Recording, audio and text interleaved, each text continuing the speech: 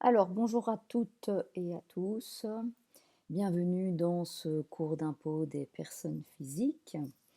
Alors, je vais commencer par des petites présentations et quelques informations pratiques qui sont évidemment très importantes pour pouvoir suivre ce cours. Alors, d'abord, je me présente. Je m'appelle Nadia Leveugle. En deux, trois mots, je suis juriste depuis maintenant 22 ans. J'ai été avocate pendant 10 ans en matière fiscale, plus particulièrement en planification successorale. Donc, c'est pour ça que je dirais que ma matière de prédilection, ce sont les droits d'enregistrement et de succession, mais la fiscalité en général, disons que c'est plutôt mon créneau. Alors, je suis enseignante depuis une dizaine d'années. Je suis à l'EPFC depuis 9 ans. Je donne le cours d'impôt des personnes physiques, le cours de droit d'enregistrement et de succession, et aussi le cours de droit civil. Alors, je suis coach scolaire aussi pour les étudiants à l'université, donc je les suis lorsque leur session n'a pas été super, et donc je fais du blocus assisté avec eux. Alors, je vous donne mon adresse mail, qui est la suivante, donc naleveugle@epfc.eu. Alors, je vous donne cette adresse mail, mais attention, cette adresse mail, euh, elle ne doit être utilisée que si vous avez des questions urgentes, c'est-à-dire des questions qui ne peuvent absolument pas attendre une semaine, parce que sinon, je dirais que on se verra, on s'entendra toutes les semaines. Donc, je dirais que par rapport au cours, vous poserez vos questions justement durant les temps aménagés pour ça. Mais sinon, en cas vraiment d'urgence, vous pouvez m'envoyer un mail à cette adresse. Alors, comment va se passer l'enseignement de ce cours dans ce contexte un petit peu particulier, même très particulier? En fait, ce cours, je vais le donner à distance. Normalement, cet enseignement à distance, il devrait durer jusqu'au congé de Pâques, c'est-à-dire jusque début avril. Maintenant, voilà, c'est ce qu'on nous a dit, mais si le contexte devait être meilleur au niveau sanitaire, peut-être qu'on pourrait revenir en présentiel, au moins pour une partie, mais ça, personne ne sait, et donc je dirais que si j'ai des nouvelles dans ce sens-là, je vous le dirai évidemment immédiatement. Mais en attendant, ça se passe à distance. Alors, comment ça va se passer à distance? Euh, Vous allez avoir des capsules vidéo, des slides, des exercices et une visio Teams. Dans le sens où chaque semaine, je vais vous poster un lien YouTube avec une capsule vidéo, comme je le fais donc maintenant. Cette capsule vidéo va vous expliquer la matière, comme je le fais, avec des slides en support et des exercices à faire. Alors, ces capsules vidéo, je les posterai toutes les semaines, je dirais plusieurs jours euh, avant votre cours normal, euh, pour pouvoir vous laisser le temps de vous organiser. Donc, au pire, vous le faites au moment où vous devez avoir cours, mais je dirais que l'avantage de ces capsules, c'est que comme je les poste bien avant, vous avez l'occasion de vous organiser pour pouvoir les écouter, les visionner. Alors, ces capsules, elles vont suivre les slides, comme vous voyez, comme je fais ici. Donc, ces slides, je vais les poster aussi chaque semaine en même temps que la capsule. Ça vous donnera l'idée de ce qu'on doit faire exactement pour cette semaine. Donc, vous pourrez suivre vos slides et écouter la capsule vidéo en même temps. Alors, il y aura aussi des exercices à faire, exercice qu'il va falloir me rendre et qui devra se faire sous forme de devoir. Alors attention, ce devoir, il devra m'être rendu via la plateforme Moodle. Il faudra absolument vous familiariser avec cette plateforme, c'est très important puisque dans tous les cours, vous avez besoin de cette plateforme et il y a une interaction qui se fait avec les professeurs. Donc, vous devrez chaque semaine faire les exercices que je vous demande de faire et me les remettre sous forme de devoir sur lequel je vais y revenir après. En plus de tout ça, je ferai une visio-conférence d'à peu près une demi-heure, 20 minutes, une demi-heure, ça dépend, via Teams. Donc, en fait, il faut pour cela que vous puissiez télécharger impérativement l'application Teams, puisque chaque semaine, on va se retrouver en visioconférence au moment de notre cours. Alors, ce sera chaque semaine à la même heure, donc je vous enverrai un premier lien, et ce lien, ben, ce sera le même lien chaque semaine, donc vous recliquez dessus à l'heure habituelle à laquelle je vous aurai dit qu'on se retrouve. Cette visio Teams, elle sert à quoi? Elle sert en fait à poser les questions que vous avez par rapport à la matière que vous aurez dû voir pour cette semaine-là. Et ou peut-être aussi sur les exercices à faire. Donc, je ferai cette visio. Elle ne sera pas obligatoire à suivre, mais je dirais que pédagogiquement, elle est vivement conseillée, surtout si vous avez des questions sur la matière. C'est l'occasion, évidemment, de poser vos questions, puisque je ne réponds pas aux questions par email. D'accord? Je vous donne l'occasion de nous voir, entre guillemets, toutes les semaines. Donc, vous saisissez cette occasion pour me poser vos questions sur le cours. Alors, le devoir, il faudra me le remettre. Donc, ce seront les exercices à faire. Ce sera un devoir qui ne sera pas coté. Mais, attention, il sera à me remettre impérativement. Pourquoi? Parce que ce devoir, il vaudra comme présence. Et vous allez voir que c'est important d'être présent au cours, puisque je vous rappelle que dans l'enseignement supérieur non universitaire, ce qui est le cas ici, et surtout en promotion sociale, vous devez avoir une certaine assiduité au cours. Sinon, si vous n'êtes pas assez assidu au cours, vous ne pouvez plus présenter l'examen, j'y reviendrai par après. Donc, vous devez me remettre ce devoir impérativement dans le délai que je vous aurai fixé, évidemment. Je compterai ce devoir comme présence, pour autant évidemment qu'il soit fait de manière consciencieuse et qu'il soit complet. Donc un devoir qui est fait n'importe comment, qui n'a pas été fait jusqu'au bout, et qui est une sorte de copier-coller peut-être de quelque chose que vous avez trouvé, ça j'accepte pas. Je vous fais faire ce devoir vraiment dans une optique pédagogique pour vous maintenir, on va dire, dans ce cours, éviter que vous décrochiez. Et donc ce devoir, je dirais qu'il est d'abord évidemment fait pour que vous ne lâchiez rien et que vous puissiez vraiment être à jour dans votre matière, et puis pour pouvoir mettre en pratique évidemment tout ce qu'on fait, puisque l'IPP, ça va être quelque chose de très pratique.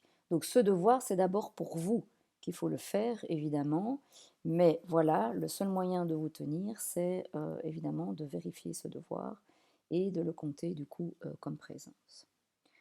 Alors, comme je vous l'ai dit, il y aurait une possibilité peut-être de revenir à un enseignement en présentiel si les conditions sanitaires le permettent, mais ça, personne ne le sait, donc il faudra suivre l'actualité. Mais de toute façon, si j'en sais un peu plus, je vous le tiendrai au courant. Alors, quels sont les supports de ce cours d'IPP? Ce cours d'IPP, il va falloir avoir plusieurs choses pour pouvoir bien le suivre. Alors, la première chose qu'il faut avoir en main, c'est une déclaration fiscale 2020. Alors, une déclaration fiscale 2020, je vais y revenir après, c'est un document impératif que vous devez avoir tout le temps sous les yeux pour pouvoir suivre le cours, parce que sinon ça ne va pas aller.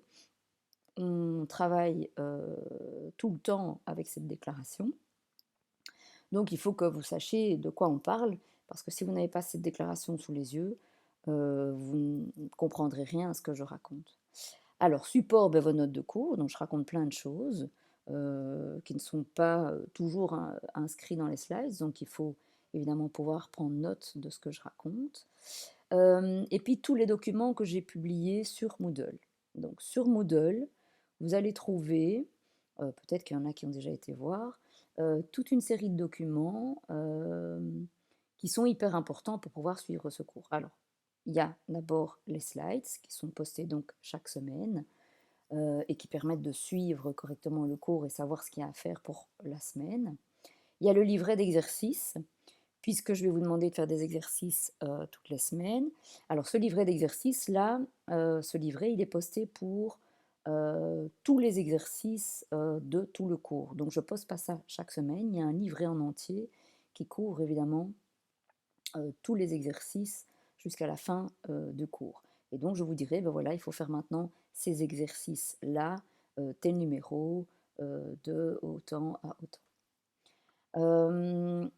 Les capsules vidéo, évidemment, bah, ça fait partie du cours, hein, donc il faut les visionner. Alors, ne soyez pas en retard dans le visionnage de ces capsules. Il faut vraiment absolument visionner ces capsules chaque semaine, comme ça vous pouvez avancer. Sinon, vous allez devoir accumuler des capsules et donc des heures et des heures, et ça devient très vite irrattrapable. Alors, les visioconférences, évidemment, que l'on va faire, ça fait partie de la matière dans le sens où je réponds à vos questions. Donc maintenant, je dis effectivement qu'elles ne sont pas obligatoires dans le sens où je ne compte pas comme présence la participation à ces visios, mais pédagogiquement, c'est important de pouvoir poser ces questions, ou même à la limite, parfois on est intéressé par ce que les autres étudiants peuvent poser comme question. Alors les documents, les exercices supplémentaires que je posterai, bah, tout ça évidemment, ça fait partie des supports de ce cours. Alors l'examen. Je parle toujours de l'examen dès le départ, bah, parce que c'est quand même l'objectif du cours, et c'est ce qui va vous permettre de valider l'unité d'enseignement d'IPP. Donc c'est important dès le départ de savoir comment ça va se passer et qu'est-ce que va contenir cet examen. Alors cet examen, c'est un examen écrit.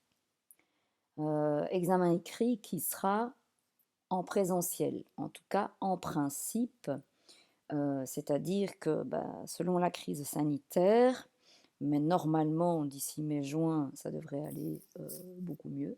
On croise les doigts évidemment, mais normalement ça devrait être le cas. Donc cet examen, en principe, se fera en présentiel, c'est-à-dire donc dans les locaux de l'école.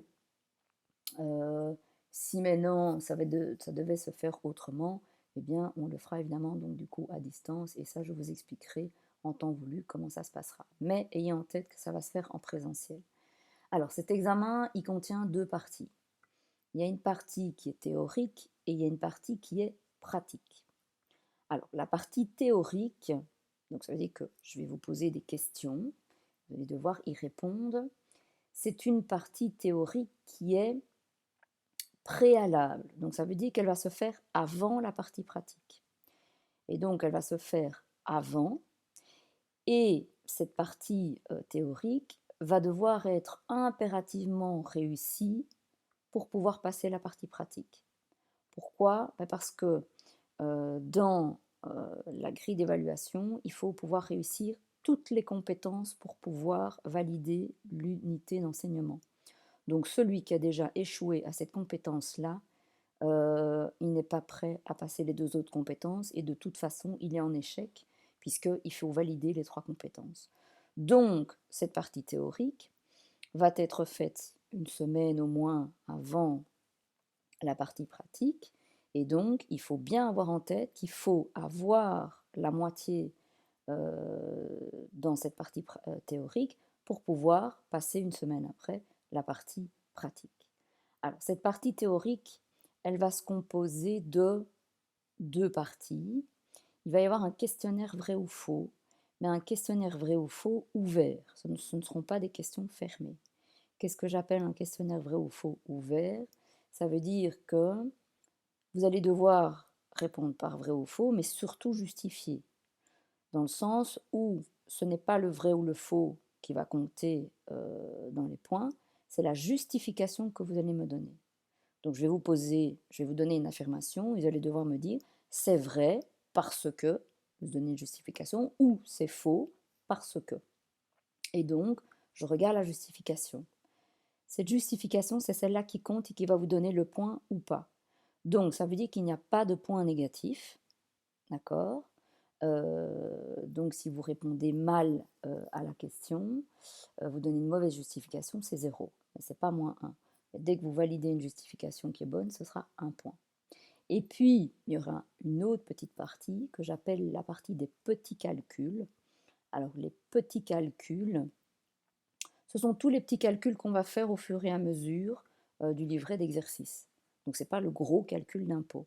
Ce sont des petits calculs comme le précompte immobilier, comme le quotient conjugal, comme les revenus immobiliers, comme l'ATN véhicule de société, etc., etc. Et donc, vous allez avoir deux petits calculs qu'il va falloir pouvoir résoudre. Et donc, cette partie théorique, ensemble, avec ces deux sous-parties, elle se fait sur 25 points. Donc, ça veut dire que vous devez avoir 12,5 sur 25 pour pouvoir valider cette partie théorique. Une fois que vous avez validé cette partie théorique, vous avez accès à la partie pratique. Alors, la partie pratique, qu'est-ce qu'elle va contenir? En fait, elle va aussi avoir deux sous-parties. Il va y avoir une déclaration fiscale à remplir et un calcul d'impôt. Alors, ne vous inquiétez pas, je vais vous amener au fur et à mesure, évidemment, du temps à pouvoir résoudre tout ça.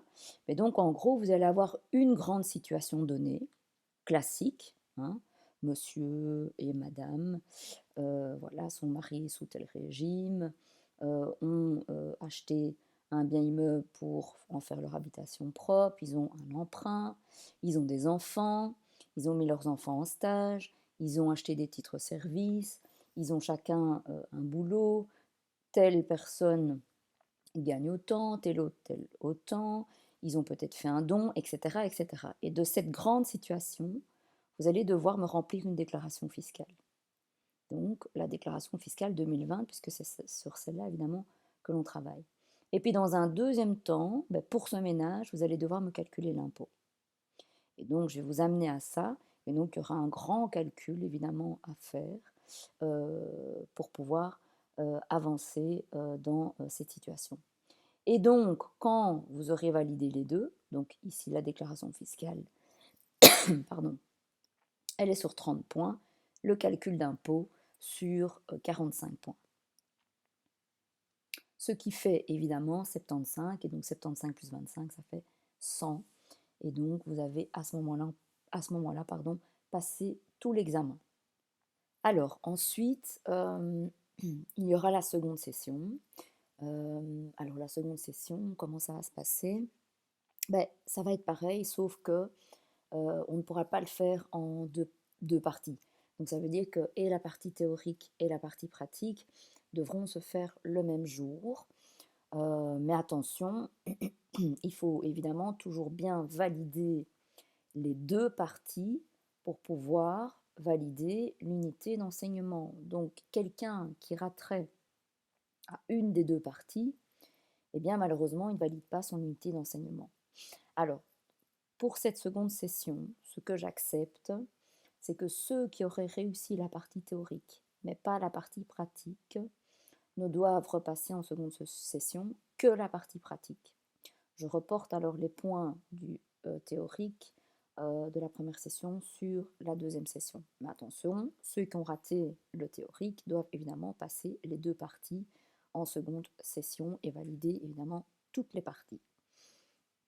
Alors, il y a une grille d'évaluation, ça elle est sur le Moodle, c'est un document que vous pouvez aller voir et en fait dans cette grille d'évaluation, vous verrez qu'il y a simplement les trois compétences à atteindre, c'est-à-dire connaître les éléments de base de l'IPP, donc ça c'est le théorique, remplir une déclaration fiscale, c'est le pratique, et pouvoir faire le calcul d'impôt, ce qui est aussi la partie pratique. Voilà, donc vous irez la voir, je ne donne pas plus d'explications que ça. Alors, attention aux exigences du cycle supérieur. N'oubliez pas que vous êtes ben voilà, dans un certain niveau et que ben, ça demande évidemment beaucoup plus d'exigences que le secondaire, évidemment. Voilà, donc il faut vous attendre à ce qu'on demande beaucoup de vous. Je suis particulièrement exigeante, vous en avez peut-être déjà entendu parler. C'est vrai, parce que bah, d'abord je suis exigeante avec moi-même. Je vous donne un cours qui est toujours actualisé. Donc je suis exigeante avec moi-même. Je vous mets en place beaucoup de supports pour que vous puissiez vous accrocher dans cette matière et pouvoir apprendre beaucoup de choses. Donc évidemment, j'espère qu'au bout du compte, vous aurez retenu ce qu'il fallait et que vous pourrez atteindre aisément les compétences que l'on vous demande, donc celles que je viens d'énoncer. Alors, ces exigences du cycle supérieur, c'est sûr que vous ne pouvez pas l'avoir comme ça en claquant des doigts. Je vais vous y amener au fur et à mesure, mais il faut alors s'accrocher. Il faut vraiment, vraiment s'accrocher. Il faut pouvoir étudier, évidemment aussi, de son côté, s'organiser et se dire vraiment, voilà, que toutes les semaines, vous faites l'effort de faire tout ce que je vous demande. Ce sera déjà un gros paquet. Et puis, vous étudiez aussi régulièrement ce cours pour pas être surpris à la fin de l'année et vous dire oh là là, c'est une matière qui est énorme. Parce que c'est une matière qui est énorme. Je ne vais pas vous le cacher, en plus, c'est un examen que beaucoup craignent parce que ce n'est pas une matière évidente. D'abord, il y a beaucoup, et puis en plus, il y a beaucoup aussi à comprendre. Donc non seulement il faut maîtriser, mais il faut aussi comprendre. Maintenant, si vous comprenez, vous avez toujours été assidu au cours, vous avez fait le travail, il n'y aura pas de problème. Mais si vous prenez du retard, ça va devenir évidemment très compliqué. Donc, je vous encourage vraiment à travailler très, très, très régulièrement cette matière et à saisir évidemment toutes les opportunités que je vous donne pour pouvoir travailler cette matière le plus régulièrement possible. Alors, maîtrise de la langue française, évidemment, je dirais que c'est un impératif. Je sais qu'il y en a parmi vous qui ne maîtrisent pas tout à fait la langue française. Ça veut dire qu'ils maîtrisent une autre langue. Je trouve ça super, évidemment. Le problème, c'est qu'ici, les cours sont donnés en français et que donc, bah, une matière fiscale, c'est pas quelque chose qui est facile à comprendre. Donc, quand on ne maîtrise pas bien le français, c'est encore plus compliqué. Donc, j'encourage vraiment tous ceux qui ne maîtrisent pas tout à fait le français à s'investir vraiment dans cette langue et peut-être à suivre des cours en parallèle euh, qui vous permettront évidemment de bien du coup saisir la matière et saisir mes explications. Alors l'avantage avec les capsules vidéo, c'est que vous pouvez mettre pause, vous pouvez aussi revenir en arrière sur les explications que je donne, ce qu'on ne pourrait pas faire en présentiel. Donc je dirais qu'il y a quand même un avantage dans ce système que je vous propose, c'est que d'abord vous pouvez vous organiser comme vous voulez pour visionner ces capsules, et en plus ces capsules, vous les faites à votre rythme, en mettant pause, en revenant en arrière, une fois, deux fois, trois fois, comme vous voulez, à peut-être revoir ces capsules la veille de l'examen, revoir certaines capsules importantes. Donc voilà, saisissez cette opportunité parce que c'est quelque chose qui, je dirais, est plutôt même avantageux. Alors, petit règlement d'ordre intérieur. Ce règlement d'ordre intérieur, j'insiste surtout quand on est en présentiel, parce que ben voilà, c'est important hein, d'arriver à l'heure, d'attendre la pause, de respecter les règles sanitaires, de ne pas avoir son GSM, etc. Mais enfin, ici à distance, évidemment, ça n'a pas beaucoup d'importance. Par contre, ce qui est très important, c'est ce point-ci dans le règlement d'ordre intérieur. Lisez bien. Pédagogiquement, au-delà de 40% d'absence injustifiée, ou de 50% d'absence, même justifiée, on ne peut plus passer l'examen. Donc ça veut dire quoi? Ça veut dire que si vous n'êtes pas assidu à ce cours et que vous cumulez des absences pour 40%, voire plus, que vous ne justifiez pas ces absences, vous ne pouvez plus passer l'examen. Ça passe vite, 40% d'absence. Hein. Et si vous atteignez même 50% d'absence, mais même si ces absences sont justifiées, donc même si vous avez des certificats, même si vous avez des soucis, même si vous avez des attestations d'employeur, peu importe, si vous atteignez ces 50%, vous ne passez plus l'examen. C'est une question pédagogique. Je vois déjà bien que pour ceux qui sont plutôt assidus au cours, ben, c'est pas évident. Alors ceux qui ont raté la moitié du cours, dire on laisse tomber. Ça n'a pas d'intérêt pédagogique et donc c'est tellement peu intéressant pédagogiquement que voilà, dans le règlement, c'est indiqué on ne passe plus l'examen. Alors faites attention à vos absences. Je vous rappelle ici que la présence, elle va être comptabilisée à partir du moment où vous m'avez rendu le devoir que je vous ai demandé de faire à temps. Et un devoir évidemment complet et fait consciencieusement. Donc si c'est pas rendu ou si c'est incomplet ou si c'est fait n'importe comment, ça vaut évidemment une absence. Alors faites attention à ça, mais comme je l'ai dit, ce devoir c'est d'abord pour vous parce que pédagogiquement, ça vous permettra de rester accroché à ce cours et c'est évidemment le plus important. Alors, introduction de ce cours. Quels sont les objectifs de ce cours? Ben, comme je vous l'ai dit, il convient évidemment que vous puissiez remplir correctement une déclaration fiscale.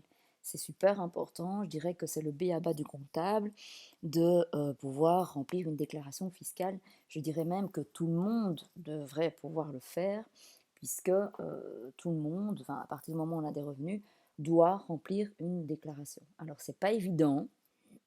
La preuve, c'est que chaque année, ben, y a des files interminables de personnes au SPF ou dans les communes pour pouvoir avoir une aide d'un comptable ou d'un fiscaliste ou de quelqu'un qui s'y connaît pour pouvoir remplir sa déclaration. Donc vous, en tant que futur comptable, je dirais que c'est le b.a.-ba de pouvoir remplir une déclaration fiscale. Alors, dans cette déclaration, vous allez voir qu'il y a des cadres, il y a des codes, je vais vous en montrer une. Je ne vais pas voir tous les cadres et je ne vais pas voir tous les codes. Il faudrait des années pour pouvoir expliquer tout ça. Je vais voir les cadres principaux et les codes les plus utiles qu'on utilise évidemment le plus souvent en fonction des situations des contribuables. Alors, autre objectif, ce sera de comprendre évidemment un avertissement extrait de rôle. Alors, je ne sais pas si vous savez ce que c'est qu'un avertissement extrait de rôle. En fait, un avertissement extrait de rôle, c'est un document que vous recevez quelques mois après avoir rempli votre déclaration.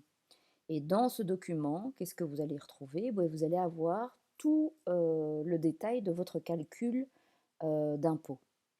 Et donc, avec tout ce détail, vous allez voir à la fin que vous allez devoir peut-être payer encore un certain montant, ou alors qu'on va vous rembourser un autre montant parce que vous auriez payé déjà trop peut-être pendant l'année.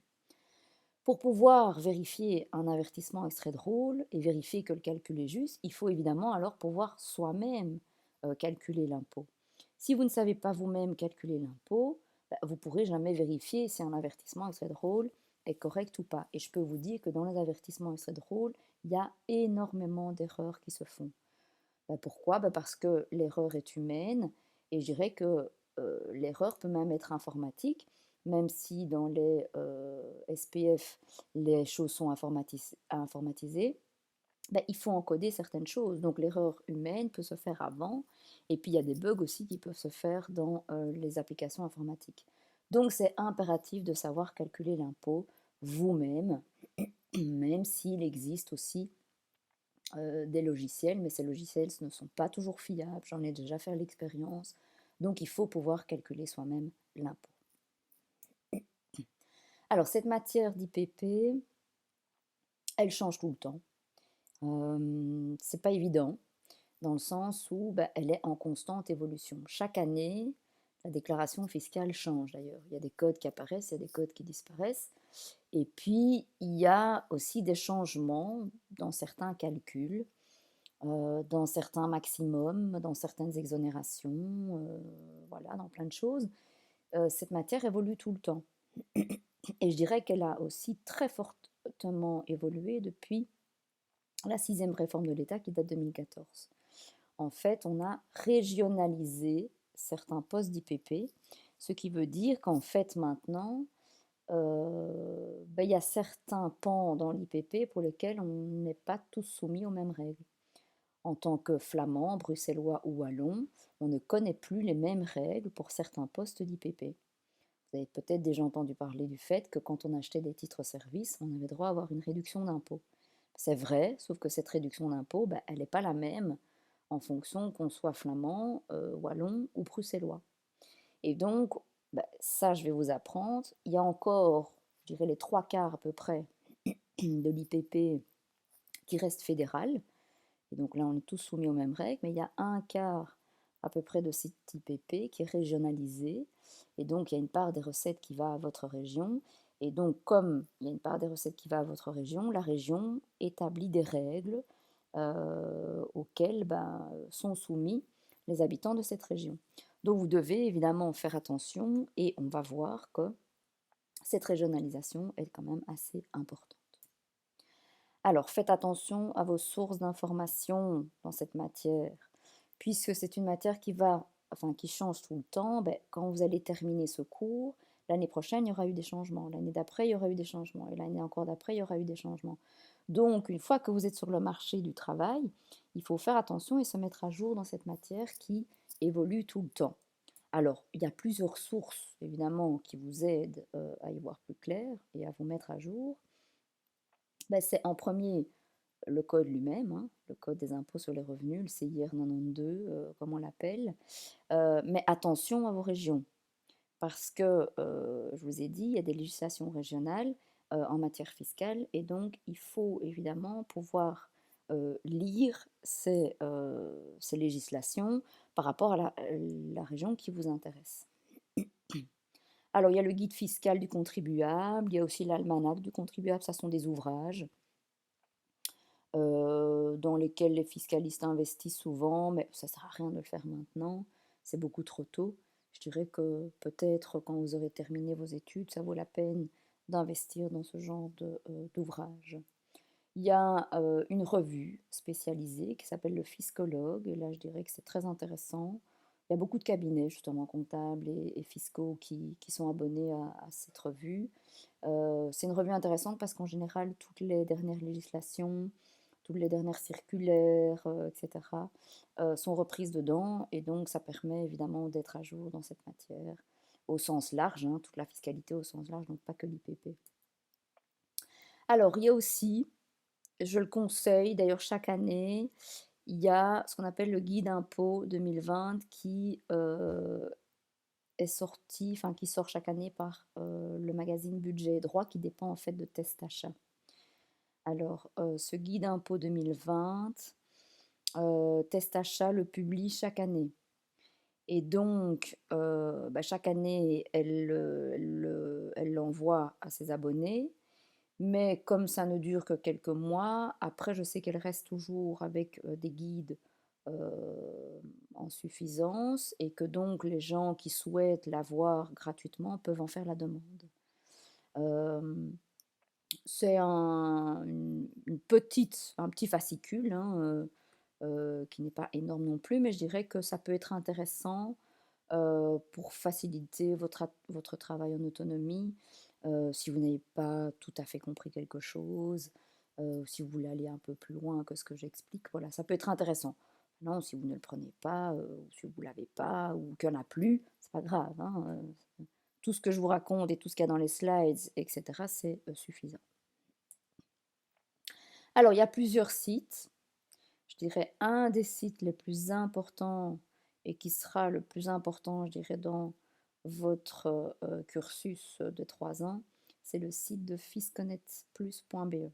Alors ça, c'est vraiment un site hyper important sur lequel vous allez retrouver toute la fiscalité belge et donc toutes les fiscalités des régions. C'est un site qui est très bien fait, qui demande par contre qu'on crée un compte et donc un identifiant et un mot de passe. C'est gratuit, mais il faut le faire, et une fois qu'on le fait, on y a accès pour toujours.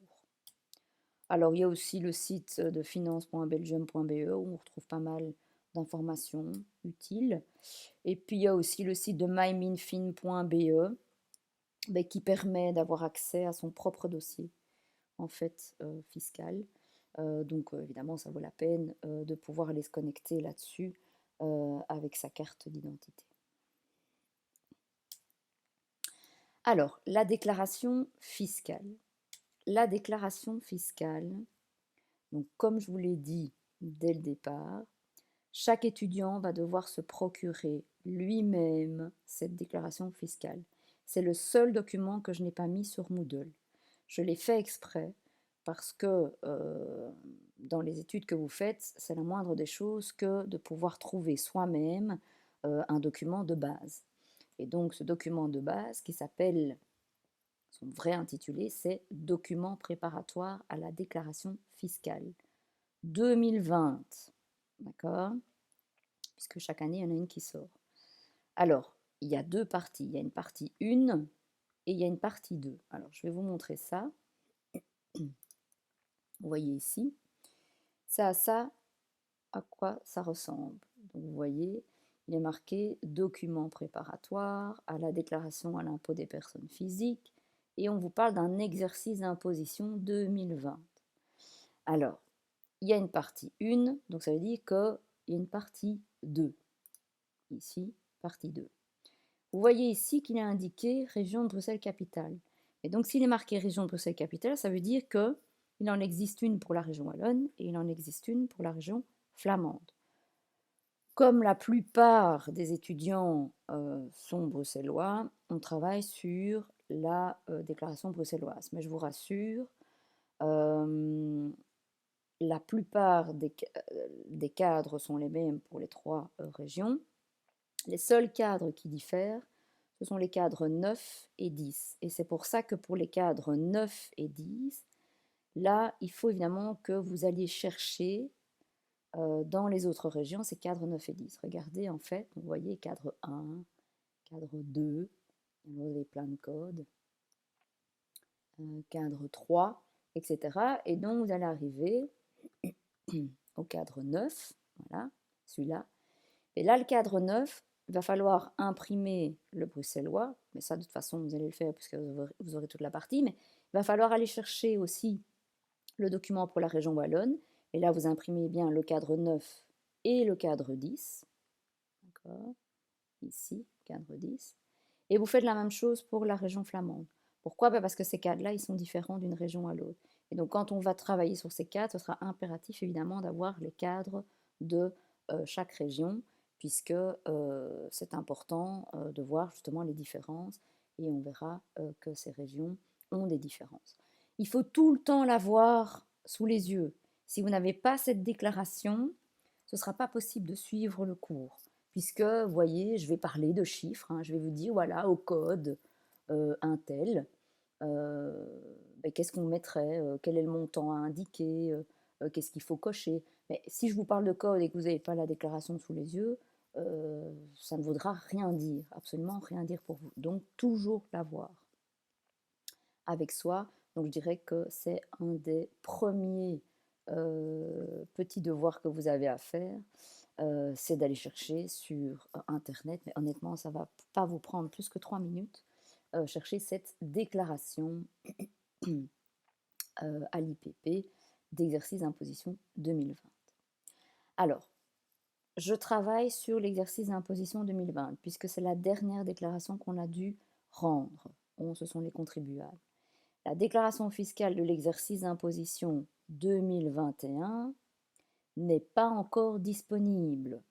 D'accord? Elle ne sortira que à peu près vers avril-mai.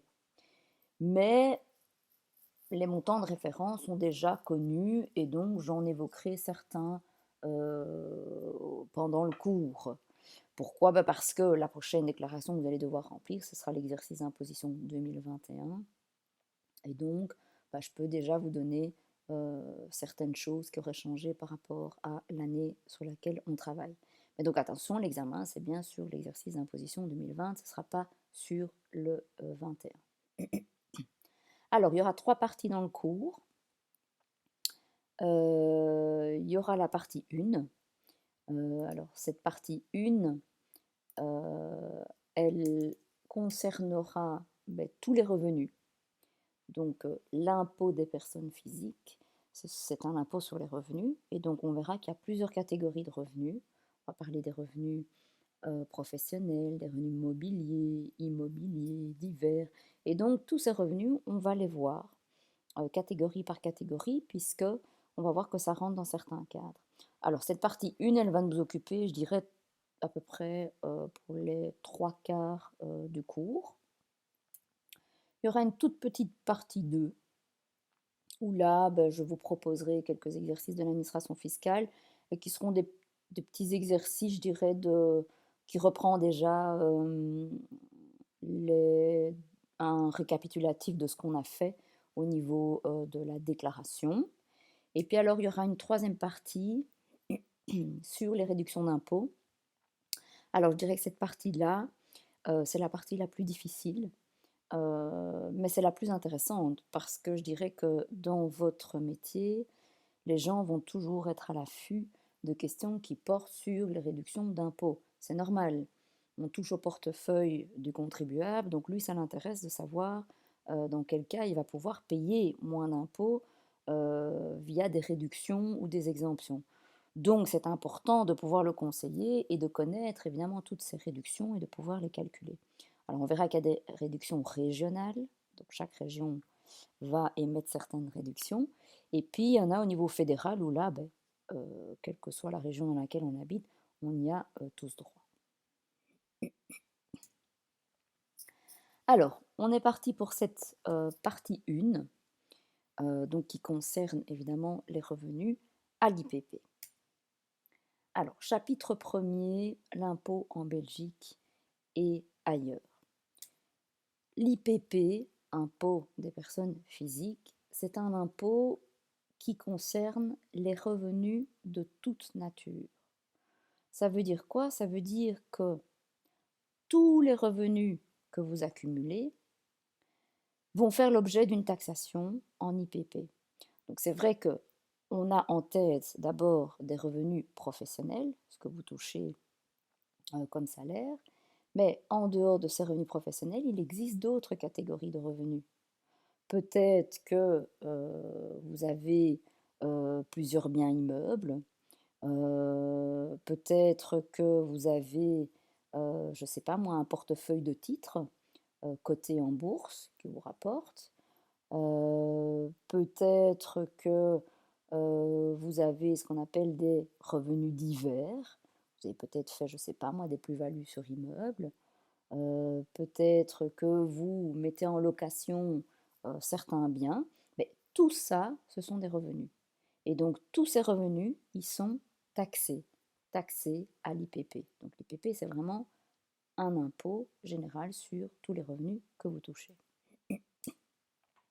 Alors, cet impôt, il existe depuis 1919, donc il est très vieux, il a plus de 100 ans. Il a connu évidemment une évolution constante depuis lors, ce qui fait qu'on en est arrivé aujourd'hui d'ailleurs à quelque chose de très compliqué. Alors, la Belgique, on dit que la Belgique connaît une des pressions fiscales les plus importantes en Union européenne. En fait, on est sur le podium, on occupe la 3e place dans cette pression fiscale. Tellement que cette année, on dit que le travailleur belge a commencé à gagner sa vie le 16 juillet. 16 juillet qui sonne le jour de la libération fiscale. Alors, c'est un jour après l'an dernier, mais c'est 23 jours avant 2013. Et ça sont les conséquences du tax shift. Alors, je vous explique ça. Il y a une pression fiscale énorme en Belgique. Pression fiscale, ça veut dire que le contribuable doit payer beaucoup dans le cadre de son impôt. On dit que le travailleur belge a commencé à gagner sa vie le 16 juillet. C'est quoi cette date de libération, le jour de libération fiscale?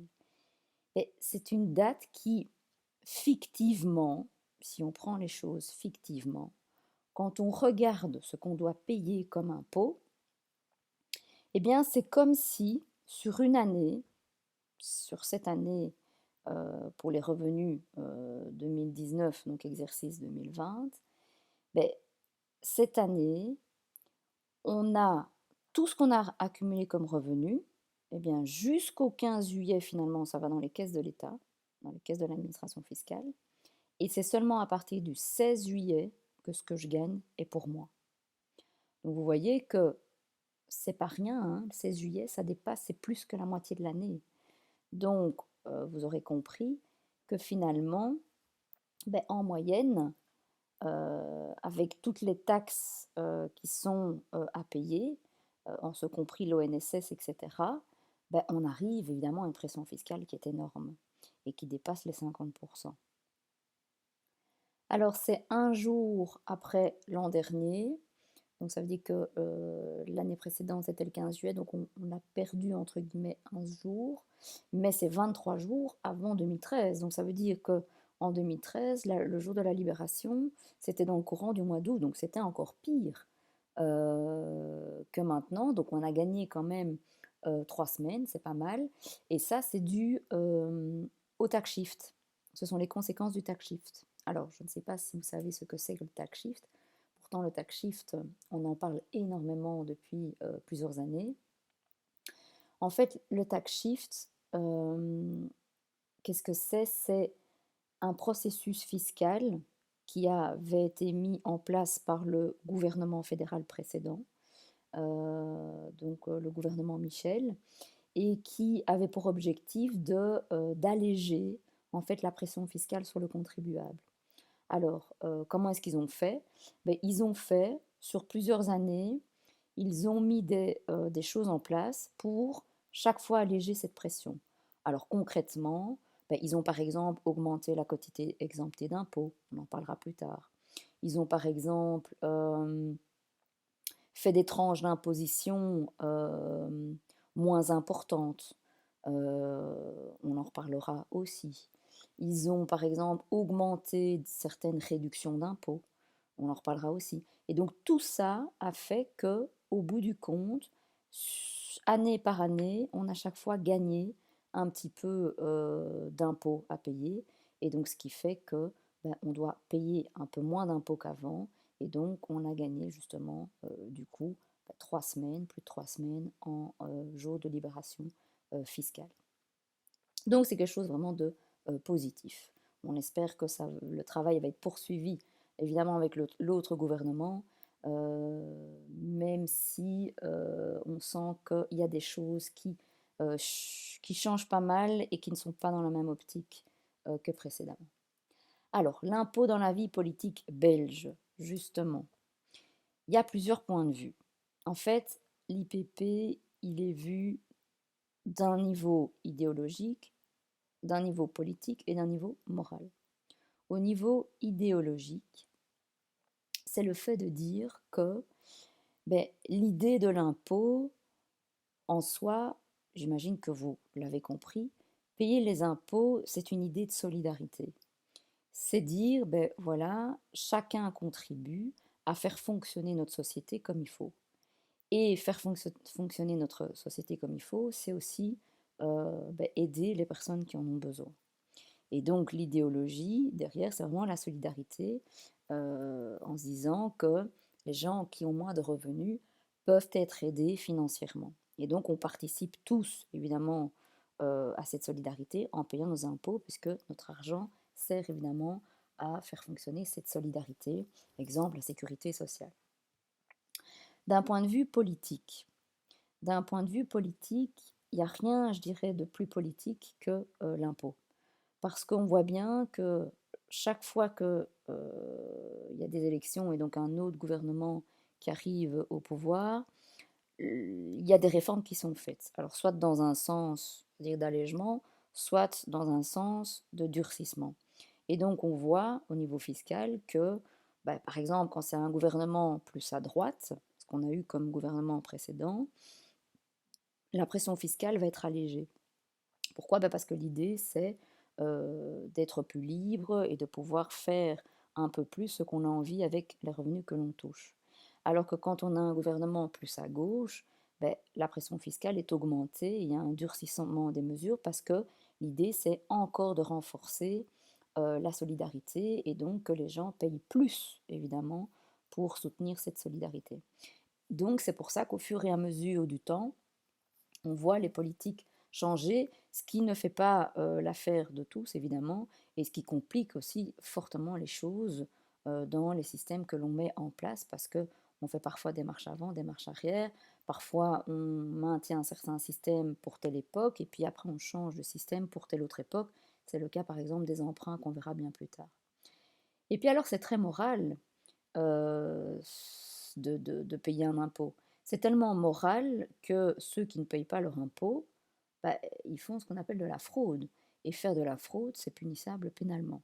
Donc on ne rigole pas avec la fraude, le détournement de fonds fiscaux ou quoi que ce soit, parce que c'est punissable pénalement et il faut donc faire vraiment très attention avec ça. Alors, la définition de l'impôt, on dit que c'est un prélèvement définitif pratiqué par voie d'autorité, sans contrepartie directe, par les pouvoirs publics sur leur territoire pour être affecté à leur budget. Alors, il existe plusieurs définitions de l'impôt, mais je dirais que c'est celle-ci qui me paraît être la plus correcte.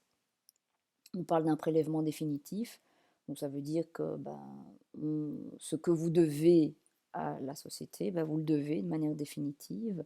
On ne vous rend pas une partie si vous deviez la payer. Si vous avez payé trop, ça c'est autre chose évidemment. Alors pratiquer par voie d'autorité, ça veut dire que vous n'avez pas le choix.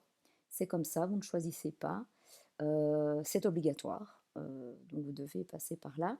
Sans contrepartie directe, donc on ne vous donne pas quelque chose, comme je dis toujours, on ne vous donne pas des bonbons parce que vous avez payé vos impôts.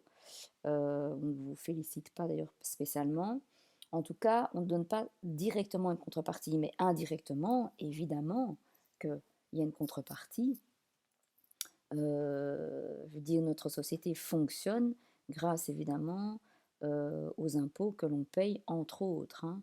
Donc la sécurité sociale, les routes, les administrations qui fonctionnent, les fonctionnaires publics comme les policiers, etc., etc. Donc évidemment qu'il y a une contrepartie tout à fait indirecte. Alors par les pouvoirs publics sur leur territoire, donc ça veut dire que c'est bien l'administration fiscale, c'est un pouvoir public, qui agit sur son propre territoire, ben oui, puisque c'est devenu régional pour une partie, et donc qui prélève cet impôt pour être affecté à leur budget. Forcément, il faut un certain budget pour faire fonctionner une collectivité, et donc les impôts font partie évidemment de cette fonction de budget, enfin d'alimenter ce budget. Alors, on peut classer les impôts en deux catégories. On parle d'impôts directs et d'impôts indirects. Alors, quelle est la différence entre ces deux impôts? Eh bien, quand on parle d'impôts indirects, en fait, on parle d'un impôt qui vise des faits occasionnels et qui sont payés spontanément. Donc, ça veut dire que ce sont des impôts qui ne sont pas payés de manière régulière. Ce sont des impôts qui vont être payés uniquement lorsque l'on se trouve dans la situation X ou Y et qui sont payés spontanément. Donc, en fait, il n'y a pas d'avertissement extrait de rôle, il n'y a pas un formulaire à remplir spécialement. Et donc, ces impôts, ce sont les impôts comme la TVA, les droits d'enregistrement, les accises, les droits de succession, etc. Tandis que quand on parle d'impôt direct, un impôt direct va frapper une situation durable des revenus. Donc une fois par exemple qu'on a des revenus, tous les ans, on doit remplir une déclaration et ça fait l'objet d'un rôle. Donc ça veut dire que après avoir rempli ce formulaire, cette déclaration, il va y avoir un document après qui va faire le compte de votre impôt. Et donc rentre dans cette catégorie évidemment tous les impôts sur le revenu, comme l'IPP, donc l'impôt des personnes physiques, l'ISOC, vous aurez aussi un cours là-dessus, donc l'impôt des sociétés, l'IPM qui est l'impôt des personnes morales et l'INR qui est l'impôt des non-résidents. La taxe de circulation en fait aussi partie et il y en a d'autres. Donc cette classification, voilà, elle est importante. Il faut savoir que l'IPP se trouve évidemment dans la catégorie impôt direct. Alors, les administrations de recouvrement de tous ces impôts sont différentes. Donc, c'est vrai qu'on parle souvent de l'administration fiscale, mais il faut savoir qu'il y a plusieurs administrations au niveau fiscal. Il y a une administration qui s'occupe de l'IPP, mais il y a une administration qui s'occupe de la TVA, une autre qui s'occupe des droits d'enregistrement, etc., etc. Donc, on ne parle pas d'une seule administration fiscale, mais bien de plusieurs en fonction de l'impôt. Alors, quelles sont les caractéristiques de l'IPP en Belgique? La première caractéristique, on dit que l'IPP est un impôt équitable. Donc, on parle d'équité de l'impôt. Alors, qu'est-ce que ça veut dire? Il y en a qui pensent souvent que équité veut dire égalité. Or, ce n'est pas du tout ce que ça veut dire. Équité veut dire équitable, ce qui n'est pas pareil. Je prends un exemple. Imaginons que dans ma situation, on voit que sur l'année, j'ai des revenus de 35 000 euros bruts. Je suis mariée et j'ai 3 enfants. Imaginons que mon voisin gagne aussi 35 000 euros bruts. Mais lui, il n'est pas marié, il est célibataire, il n'a pas d'enfants. Est-ce qu'on va payer les mêmes impôts? Ben, la réponse, si vous avez un petit peu de bon sens, ben, la réponse est non, on ne va pas payer la même chose. Pourtant, on gagne les mêmes revenus. Alors pourquoi? Ben parce que moi, dans mon cas, je suis mariée, j'ai 3 enfants. Et que donc, ça va jouer dans ma situation.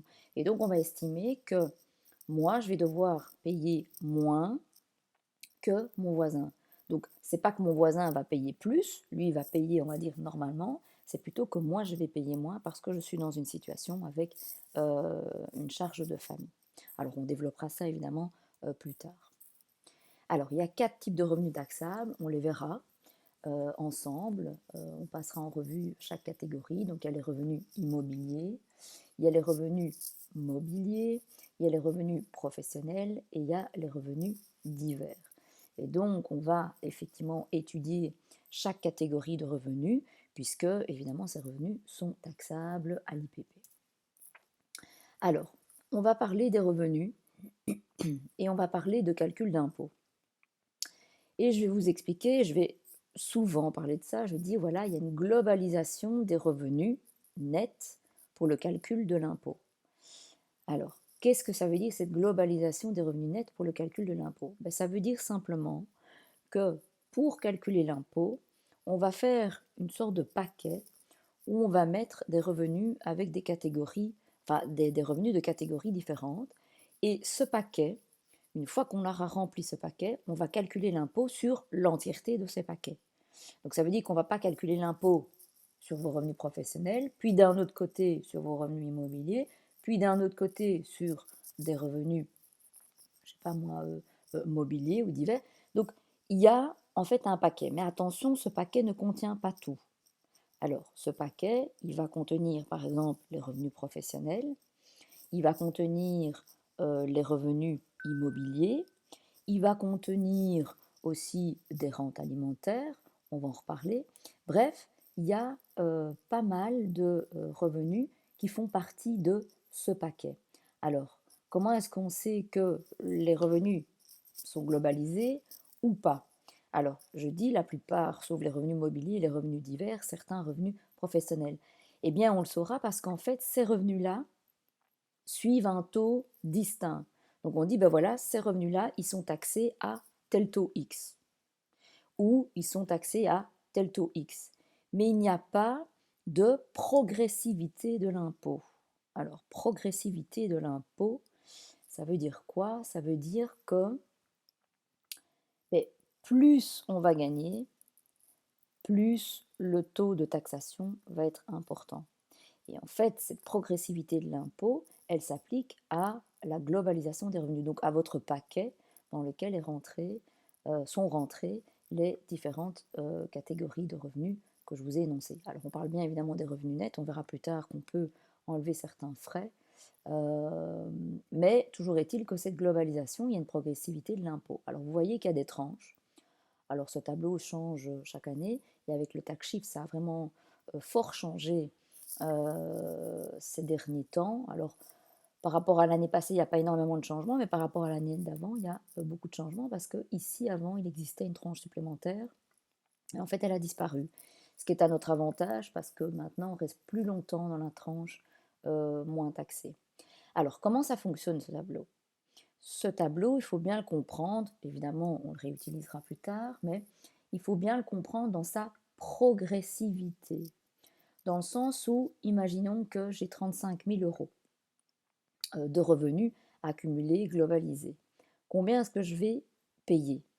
Alors, il y en a qui pensent que, ah, bah tiens, si je gagne 35 000 euros, je suis dans cette tranche-là, je vais être taxé à 45%. Non, c'est pas du tout comme ça que ça fonctionne.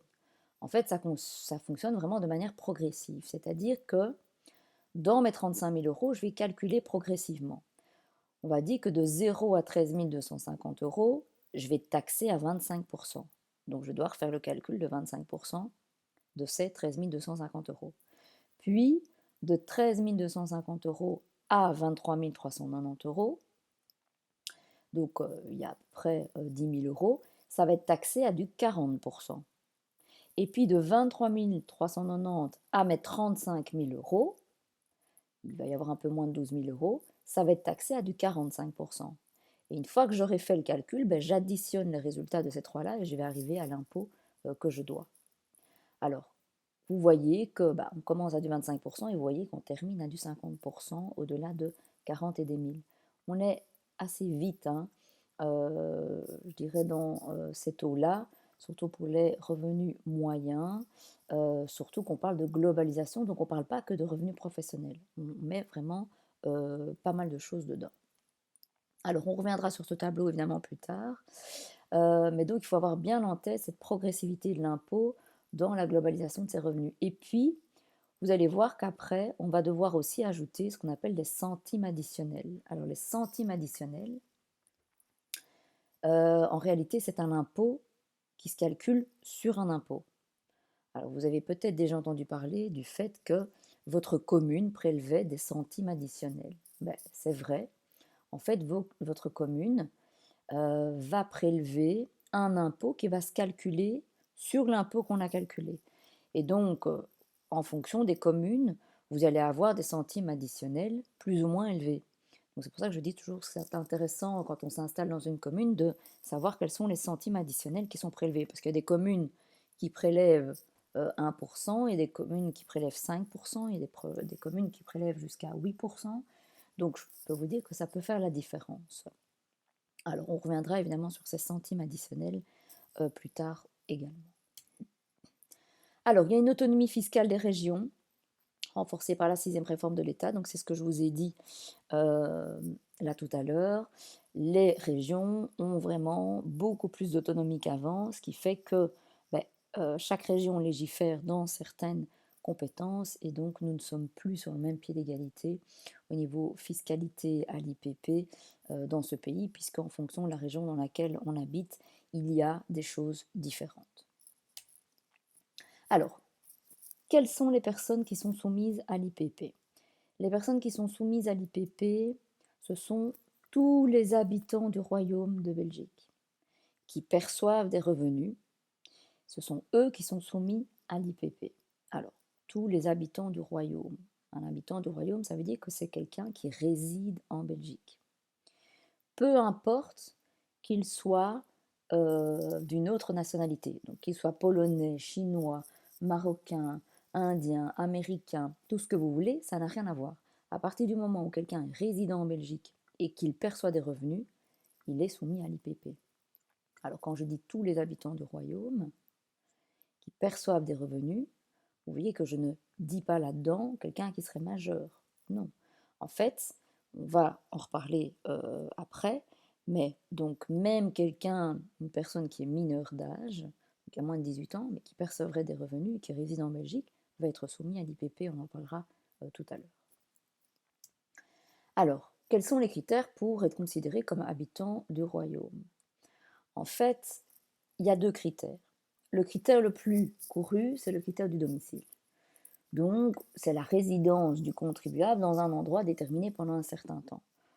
On a tous un domicile, enfin presque tous, Et donc ce domicile, ça va être le critère. À partir du moment où on a un domicile, c'est-à-dire qu'on est inscrit dans une commune, eh bien, on est considéré comme un habitant du royaume.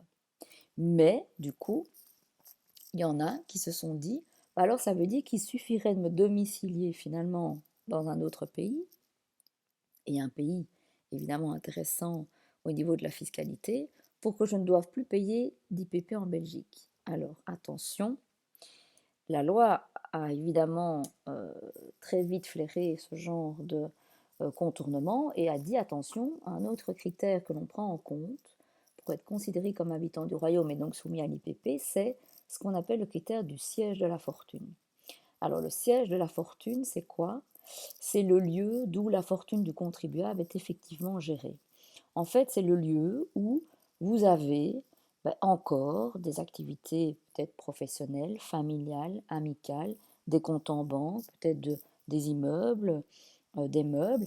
Et donc, si on voit que vous n'êtes que domicilié ailleurs, mais que finalement votre vie patrimoniale, professionnelle, culturelle, familiale, etc., tout ce qu'on veut, est en Belgique, ben, l'administration va considérer que vous êtes habitant du royaume. Alors, il y a pas mal de conflits justement par rapport à ce critère, parce que voilà, il y en a qui considèrent qu'ils ne sont plus résidents belges et l'administration l'estime quand même, donc il y a pas mal de conflits à ce niveau-là. Mais bon, je dirais que de manière classique, quand on est domicilié en Belgique, on est considéré comme habitant du royaume, sauf certaines catégories de personnes. Il y a certaines catégories de personnes qui résident en Belgique et qui touchent des revenus et qui pourtant ne sont pas soumis à l'IPP en Belgique. Alors, qui sont ces personnes? En fait, ce sont toutes les personnes qui travaillent pour des organisations internationales reconnues et qui sont implantées en Belgique. Comme l'Union européenne, hein, donc on a pas mal d'institutions de l'Union européenne qui sont installées chez nous, eh bien ces fonctionnaires européens, entre guillemets, il y a des conventions avec la Belgique et ces pays-là. Il faut savoir que ces fonctionnaires européens, ils payent encore des impôts dans leur pays, mais pas chez nous en Belgique. Ce sont aussi les diplomates, les consuls, les gens de l'OTAN, voilà.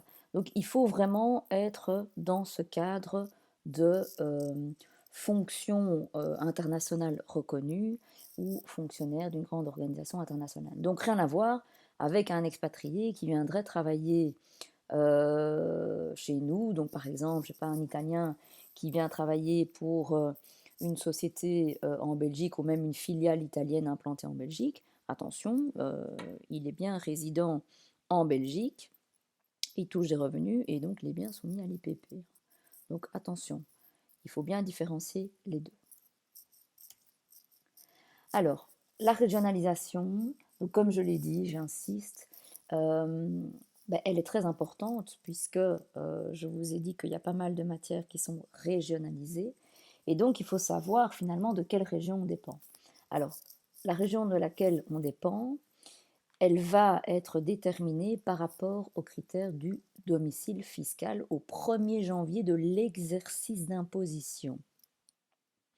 Alors, c'est quoi l'exercice d'imposition? L'exercice d'imposition, c'est l'année durant laquelle vous rendez votre déclaration. Donc ici, on parle de la déclaration 2020, celle qui a été rendue en 2020. Mais attention, l'exercice d'imposition touche une année d'imposition différente. Ici, l'année d'imposition, donc l'année où vous avez touché tous vos revenus, l'ensemble de vos revenus, c'est l'année précédente, c'est l'année 2019. Logique, on doit d'abord avoir terminé une année et avoir fait le tour de tous les revenus que vous avez pu accumuler avant de pouvoir les déclarer. Et donc, il faut évidemment attendre que l'année soit terminée pour après pouvoir rentrer une déclaration. Donc, c'est pour ça que l'exercice d'imposition est différent de l'année d'imposition. C'est d'ailleurs marqué sur votre déclaration. Et donc ici, l'exercice d'imposition, c'est donc bien 2020. L'année d'imposition, c'est 2019. Et bien, pour voir de quelle région vous dépendez, et donc déjà savoir quelle déclaration vous devez remplir, donc soit la bruxelloise, soit la wallonne, soit la flamande, il faut regarder votre domicile au 1er janvier de l'exercice d'imposition. Peu importe si vous avez déménagé en 2019, c'est pas ça qui va compter.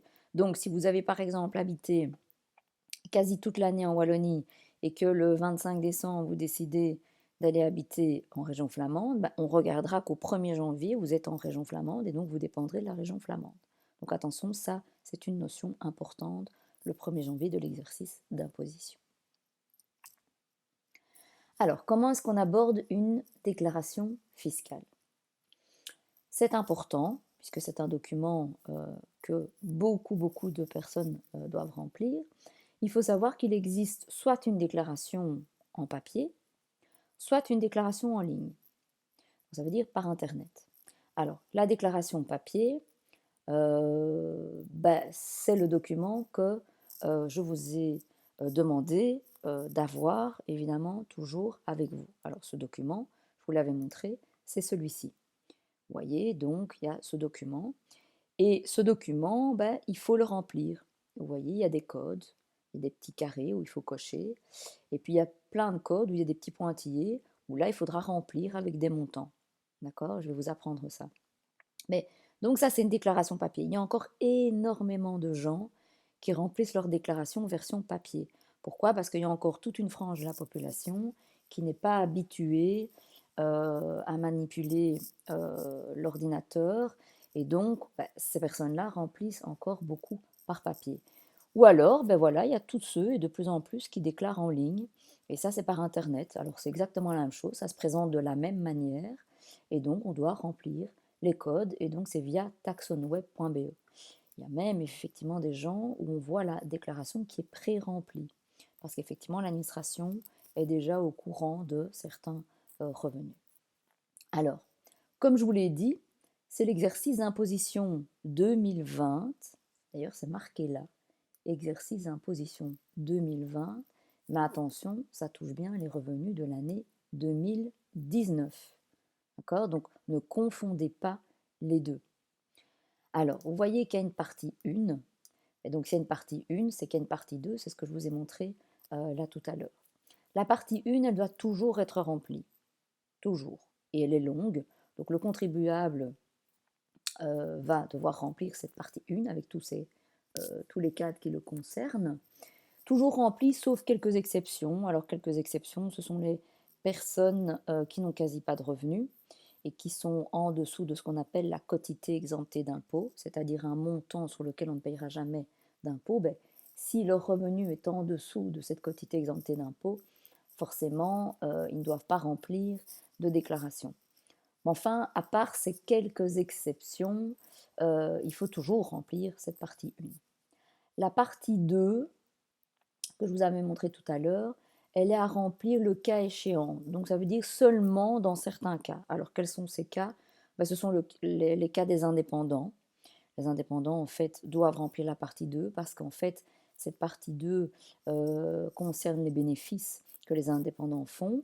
Il y a les professions libérales aussi qui doivent remplir cette partie 2 parce que les professions libérales font ce qu'on appelle des profits. On en reparlera plus tard. Si vous êtes un contribuable classique, vous devrez quand même remplir cette partie 2 avec ce qu'on appelle les revenus divers, catégorie que l'on verra évidemment un petit peu plus tard. Mais donc, il y a cette partie 2, mais je dirais qu'elle reste exceptionnelle. On va la voir un petit peu, mais c'est surtout cette partie 1 que l'on doit absolument remplir, que l'on va voir.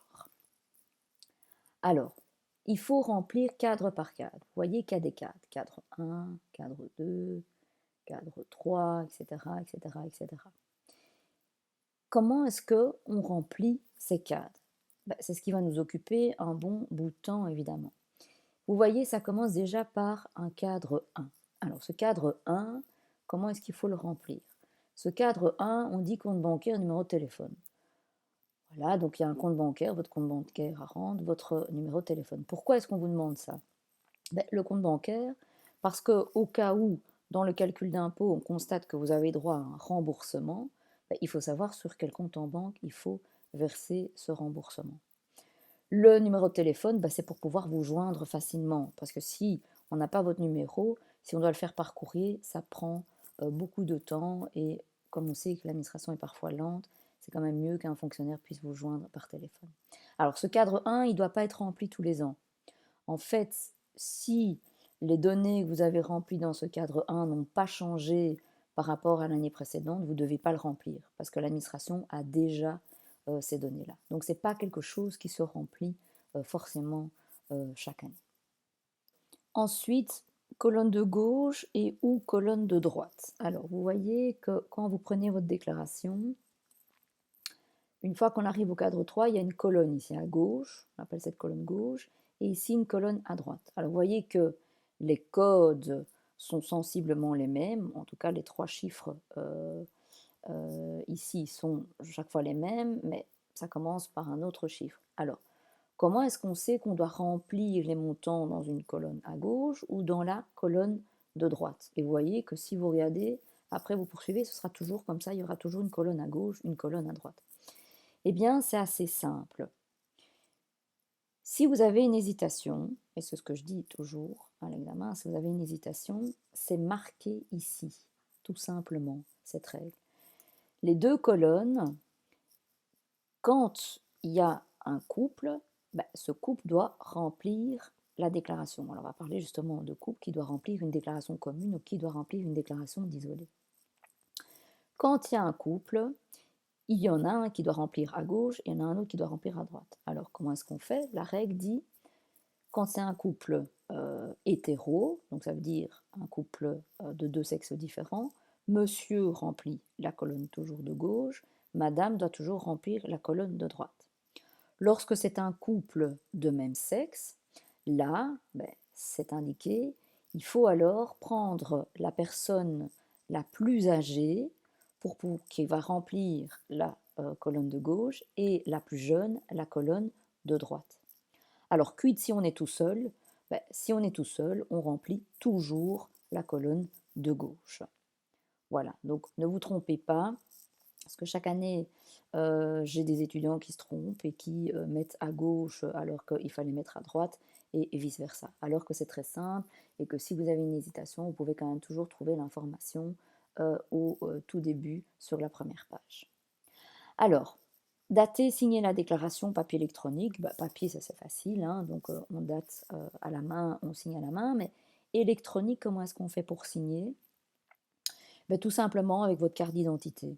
Vous avez tous une puce électronique sur votre carte d'identité et donc vous avez un code relié à cette carte d'identité et donc tout simplement vous pouvez signer. Alors il y a l'application ISM aussi, s'il y en a qui connaissent. Il y a aussi à l'époque on pouvait donner, enfin l'administration donnait ce qu'on appelle des tokens, c'est-à-dire des codes particuliers. Il y en a qui continuent avec ces codes-là, mais donc c'est relié à des codes que l'on doit introduire. Et donc, une fois qu'on a introduit son code, ça vaut signature. Alors, qu'est-ce qui se passe en cas d'erreur, en cas de contestation? Alors, qu'est-ce qui se passe si vous vous rendez compte que vous-même, vous avez fait une erreur dans votre déclaration? Vous avez peut-être oublié d'indiquer un élément qui pouvait vous donner une réduction d'impôt et vous dites, bah zut, si j'avais pas oublié, j'aurais pu avoir un impôt moins important à payer. Mais c'est pas trop tard, vous avez un délai de 5 ans pour pouvoir rectifier votre erreur. Et vous pouvez donc le signaler à l'administration, alors il faudra remplir évidemment un formulaire adéquat, mais vous pouvez toujours, et alors il y a un calcul qui sera refait par rapport à cette erreur. Maintenant, quid en cas de contestation? Donc ça veut dire que ce n'est pas vous qui avez fait l'erreur, mais c'est l'administration qui a fait l'erreur. Et donc, vous voulez contester cette erreur parce que vous constatez qu'elle a fait une erreur qui n'est pas du tout en votre faveur. Puisqu'en général, si c'est une erreur en votre faveur, en général, là, on ne dit rien. Alors, si c'est une erreur qui n'est pas en votre faveur et vous voulez contester, vous pouvez. Donc, il y a une petite procédure particulière, il faut vous instruire auprès de l'administration pour voir comment on fait. Mais là, il faut agir plus vite, évidemment. Donc, vous avez 6 mois à partir du moment où vous recevez votre avertissement extrait de rôle. Vous avez 6 mois pour pouvoir agir. Donc, attention, les mois passent assez vite. Il faut agir dans ce délai de 6 mois parce que sinon, après, c'est trop tard. Alors, la déclaration, Quand est-ce qu'il faut la déposer? Ben, il faut la déposer évidemment dans un certain délai. On ne peut pas déposer sa déclaration comme ça dans n'importe quel délai. Vous avez peut-être vous-même déjà rempli une déclaration et donc vous savez que en général c'est fin juin qu'il faut remplir sa déclaration. Alors en réalité il y a 3 délais différents. Ceux qui rendent une déclaration papier, et donc il y a énormément de gens qui le font, ils doivent remplir leur déclaration chaque année aux alentours du 30 juin. Ceux qui déclarent en ligne, chaque année, ils déposent leur déclaration aux alentours du 15 juillet. Il y a une date toujours fixe qui est donnée par l'administration. Ça dépend si c'est un jour ouvrable ou pas. Et puis alors, il y a le troisième délai. Les personnes qui font appel à un comptable, donc qui remplissent leur déclaration via, donc par l'intermédiaire d'un comptable, eux, ils ont jusqu'à fin octobre pour pouvoir remettre leur déclaration. Donc là, le délai est beaucoup plus long. Alors pourquoi il est beaucoup plus long? Parce qu'on estime que si on fait appel à un comptable, c'est que notre déclaration en tant que contribuable est très compliquée. Et donc c'est souvent le cas par exemple des indépendants. Du coup, comme il y a pas mal de choses, peut-être de documents à rassembler, on estime que ces personnes ont le droit d'avoir un délai supplémentaire. Donc attention, il faut respecter ces délais de dépôt parce que si vous ne respectez pas ces délais de dépôt, vous vous exposez à avoir une amende. Et bon, voilà, on doit déjà payer des impôts. Alors si en plus on a une amende parce qu'on dépasse le délai, ce serait dommage d'en arriver là. Alors, on passe au cadre 2, qui est celui-ci. Alors, ce cadre 2, si vous le lisez un petit peu, vous verrez qu'on parle de renseignements d'ordre personnel et de charges de famille. Et donc, si vous lisez un peu, vous voyez des mots comme célibataire, divorcé, marié, séparé, de corps, veuf, etc. Donc, ça vous donne déjà le signal que votre état civil va avoir une importance dans votre impôt. C'est effectivement important de connaître l'état civil et la situation familiale du contribuable parce que il va y avoir des conséquences fiscales à cette situation. Donc c'est important de mettre au courant l'administration fiscale de votre situation familiale. Alors, la situation familiale, on la regarde toujours à cette fameuse date, le 1er janvier de l'exercice d'imposition. Donc ici, le 1er janvier 2020, on regarde quelle est votre situation familiale. Alors, exemple, vous avez 3 enfants à ce moment-là, vous allez devoir remplir 3 enfants. Il y a une controverse, c'est vrai, qui existe par rapport à ces enfants. Je donne toujours l'exemple, qu'est-ce qui se passe si vous avez un enfant qui naît le 1er janvier? Est-ce que vous allez pouvoir le déclarer dans votre déclaration, et ça va être important, parce qu'effectivement, ça va vous donner droit à avoir des réductions, ou pas? Alors, il y en a qui vont dire que oui, on peut le déclarer, parce qu'on dit que c'est au 1er janvier de l'exercice d'imposition qu'on regarde la situation familiale. Donc, cet enfant, il naît le 1er janvier. Or, le 1er janvier, ça dure 24 heures. Donc, il y en a qui disent on peut le déclarer. Et puis, il y en a qui vont dire non, parce qu'on dit c'est au 1er janvier, et donc on sous-entend que le 1er janvier, dès le 1er janvier, donc à minuit, notre situation familiale a changé. Et donc, on dit qu'il doit être né le 31 du 12, pas le 1er janvier pour pouvoir être pris en compte. Alors, c'est une controverse juridique. Moi, je suis plutôt à dire que si un enfant naît le 1er janvier, vous pouvez le mettre dans l'exercice d'imposition. Et il n'y a, à ma connaissance, jamais eu de conflit auprès de l'administration sur ce point-là. Donc, n'hésitez pas si un jour ça vous arrive. Alors, dans ce cadre 2, donc, vous avez vu qu'il y avait plusieurs états civils qui étaient indiqués. Et donc, ça vous démontre que ces états civils sont évidemment importants.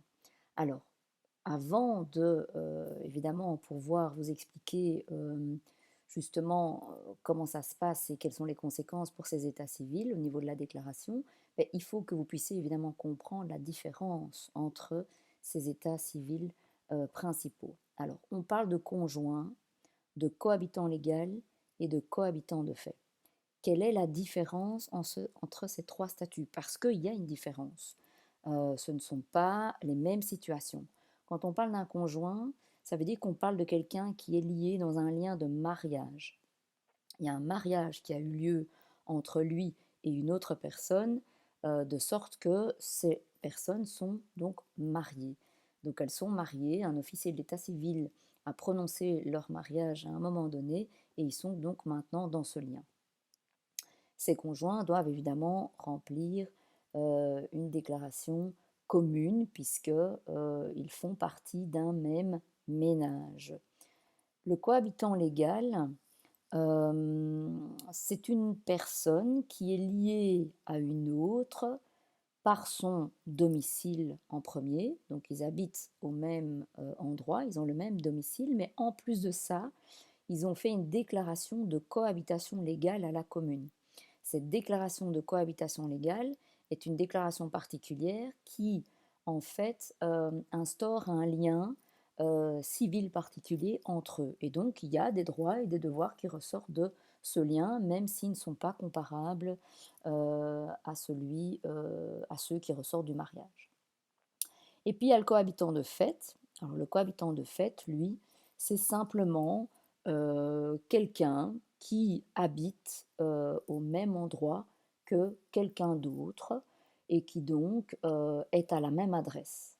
Alors, les premiers doivent remplir une déclaration commune puisqu'ils forment un ménage. Les seconds doivent aussi remplir une déclaration commune parce qu'ils forment un ménage, tandis que les troisièmes ne doivent pas le faire. Ils sont considérés comme isolés. Et ça, peu importe les raisons ou la vraie vie qu'il y a derrière. Donc c'est ce que je dis toujours. C'est pas parce que des cohabitants de fait vivent amoureusement ensemble depuis 25 ans et ont 4 enfants ensemble que fiscalement ça va changer quelque chose. Non, ils sont cohabitants de fait. Ils ne sont pas dans un mariage, ils ne sont pas dans une cohabitation légale, donc ils sont toujours considérés comme isolés. Alors, on voit aussi les questions de divorce, séparation de corps et de biens et séparation de fait. Alors, un divorce, c'est lorsque on met fin à un mariage. Vous avez certainement dû voir ça en droit civil.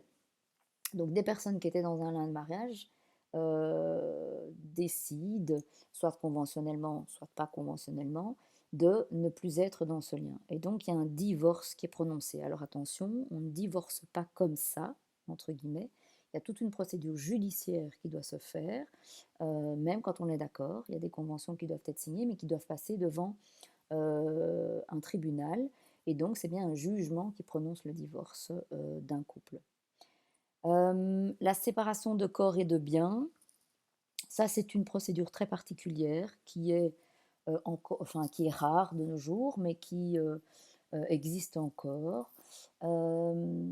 C'est une séparation, comme bien, le dit bien les mots, de corps et de biens d'un couple. Donc ça veut dire qu'un couple décide de ne plus devoir remplir son devoir de fidélité, comme on dit, et décide de ne plus partager aucun bien. Alors vous allez me dire, quelle est la différence entre le divorce et cette séparation de corps et de biens? Eh bien, il y a encore un mariage dans ce cas-là, mais il y a des devoirs qui tombent au niveau du corps et des biens.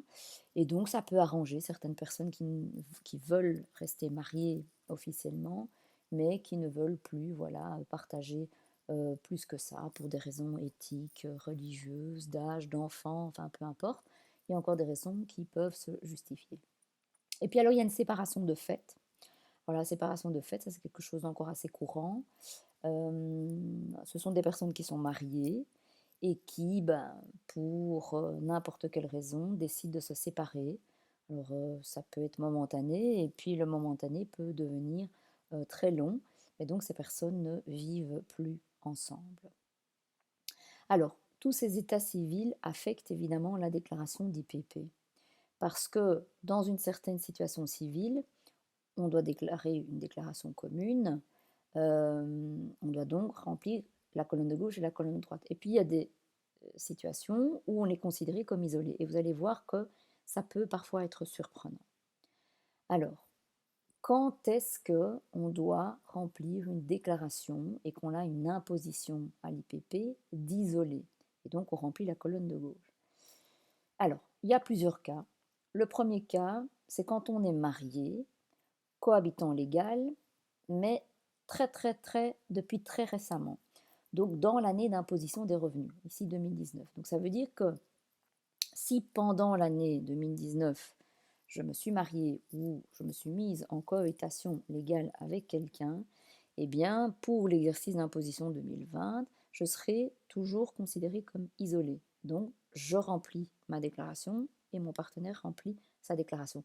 Pourquoi? Parce que tout simplement, par facilité, on n'a pas voulu séparer l'année en deux périodes et de dire que pour telle année, il y a isolé, pour telle autre année, il y a commune. Ça aurait été très compliqué. Donc, l'administration a décidé que pour cette année-là, c'était encore considéré comme isolé. Mais pour les années d'après, évidemment, on arrivera à une déclaration commune.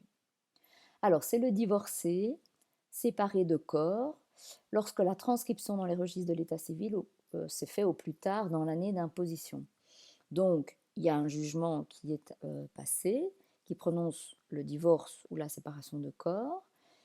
Mais attention, quand il y a un jugement pour prononcer cet état-là, ce jugement doit être impérativement transcrit dans les registres de l'état civil à la commune. Et ça peut parfois prendre un petit peu de temps.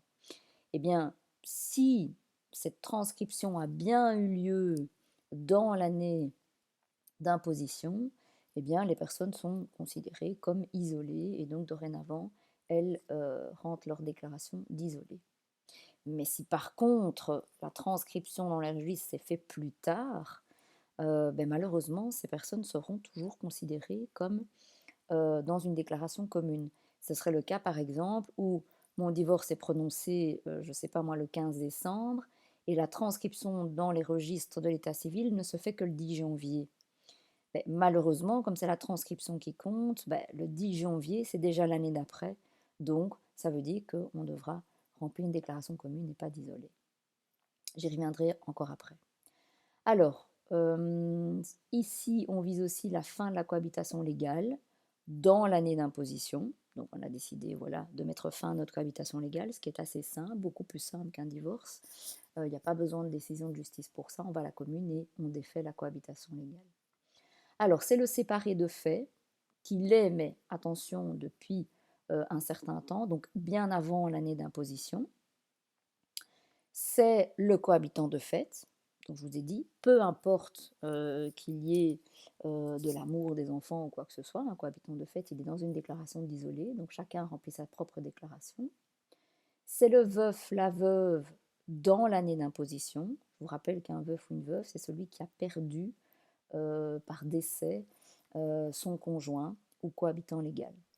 Alors, donc on est veuf ou veuve depuis déjà un certain temps, donc bien avant l'année d'imposition, puisque si c'est dans l'année d'imposition, il y a une autre règle qui s'applique et je vous l'expliquerai après. Et puis alors aussi, il reste quand même le célibataire, non cohabitant légal. Ça, je dirais que c'est la situation tout à fait classique de la personne qui est seule, sans aucun partenaire et qui remplit bien sa déclaration d'IPP en tant qu'isolé. Donc vous voyez qu'on aurait pu croire qu'il n'y aurait eu que cette dernière situation concernée par cette déclaration d'isolé, mais en fait vous voyez qu'il y en a pas mal d'autres. Alors quand on doit remplir une déclaration et qu'on est dans une imposition d'IPP commune, là ça veut dire qu'il y a un couple, il y a un ménage qui est considéré par l'administration fiscale et donc le couple doit remplir une déclaration commune. Et donc il va falloir remplir la colonne de gauche pour l'un, la colonne de droite pour l'autre. Alors quels sont ces cas? C'est les personnes qui sont mariées, qui sont cohabitants légaux, mais bien avant l'année d'imposition. Par exemple, je me suis mariée en, je ne sais pas moi, 2018, c'est bon. Pour l'année 2019, je suis bien mariée toute cette année-là, donc mon exercice d'imposition 2020, on le fait bien de manière commune. Je suis divorcée, séparée de corps, mais malheureusement, ce que je vous expliquais là tout à l'heure, la transcription du jugement dans les registres de l'état civil, elle s'est faite trop tard, elle s'est faite après l'année d'imposition, donc imaginons ici en 2020 et pas en 2019, eh bien malheureusement, on est encore dans une déclaration commune dans ce cas-là. Alors, il se peut, et il arrive souvent, que dans cette situation, les gens ne s'entendent plus. D'ailleurs, s'ils divorcent, c'est pas pour rien, c'est qu'ils ne s'entendent plus. Mais dans ce cas-là, l'administration, vous pouvez la prévenir et leur dire, écoutez, on ne s'entend vraiment plus, donc c'est compliqué de faire une déclaration commune. À ce moment-là, l'administration va accepter le fait que vous rentriez chacun une déclaration de votre côté, mais attention, elle va quand même toujours considérer ça comme une déclaration commune et faire votre imposition de manière commune, envoyer un seul avertissement extrait drôle qui reprend évidemment le calcul à l'impôt du couple. C'est aussi le cas de la séparation de fait dans l'année d'imposition.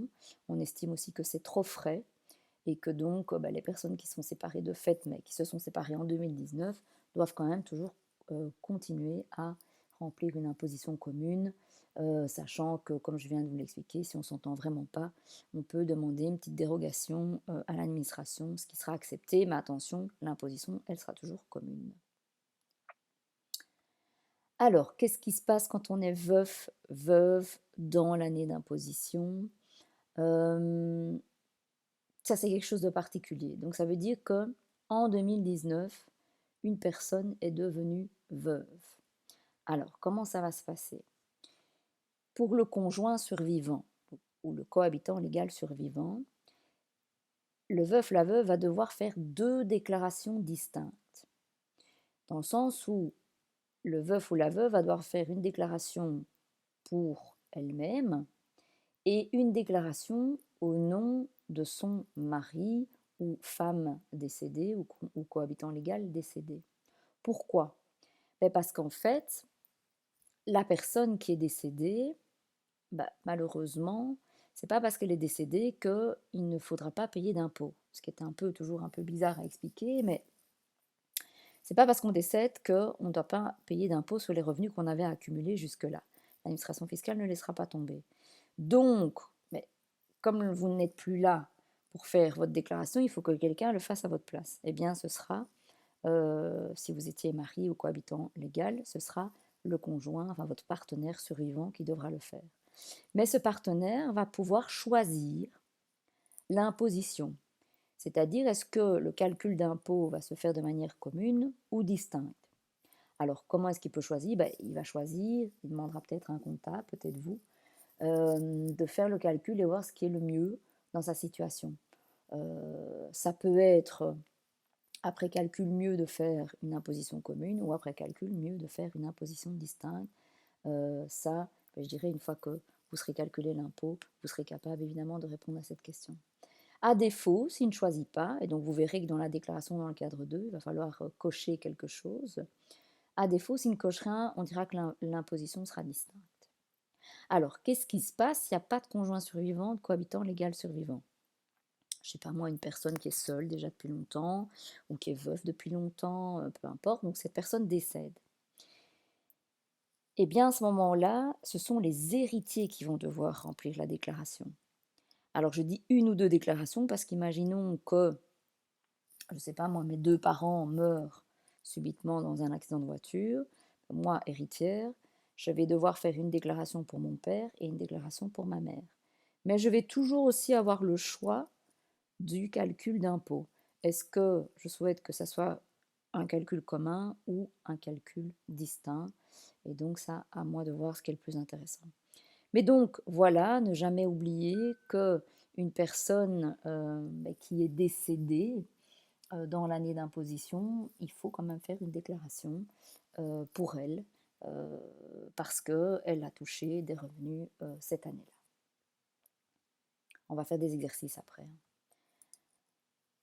Alors, je termine justement avant les exercices, les personnes à charge, puisqu'ici on parle de charges de famille. Alors, les personnes à charge, je suis certaine que vous avez déjà entendu parler du fait qu'on pouvait avoir des personnes à charge. Alors, qu'est-ce que c'est qu'avoir une personne à charge?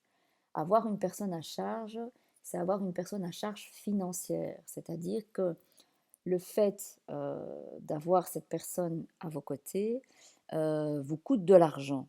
Et comme ça vous coûte de l'argent, eh bien l'administration fiscale reconnaît que vous puissiez bénéficier d'une certaine réduction d'impôt.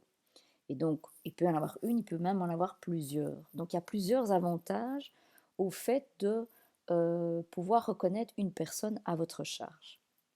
Le problème, c'est que tout le monde ne peut pas être mis à la charge d'un contribuable. Donc, on ne peut pas prendre n'importe qui à sa charge pour se voir reconnaître des avantages.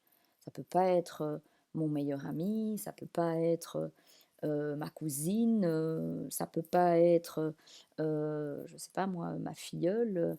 Non, ça doit être des catégories de personnes particulières.